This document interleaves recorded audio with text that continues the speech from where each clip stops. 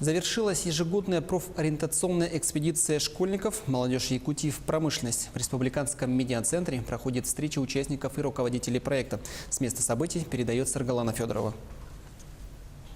Ежегодная профориентационная экспедиция «Молодежь Якутии в промышленность» стартовала 27 марта и проходила в течение 10 дней. В ней приняли участие 20 школьников из разных районов Якутии.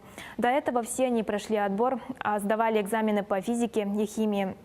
В этом году проект вышел на Дальний Восток. Участники экспедиции побывали на космодроме «Восточный» в городе Циолковский Амурской области. Осмотрели объекты ракетно-космической промышленности. Космодром «Восточный» стал конечной точкой маршрута экспедиции. До этого участники экспедиции посетили объекты компаний «Якутуголь», «Алдан-Золото», «Комар», «Селигдар», «Газпромтрансгаз-Томск», «Железные дороги Якутии» и госкорпорации «Роскосмос». Задача проекта – заинтересовать ребят, которые желают связать свою жизнь с промышленностью и помочь им в выборе профессии.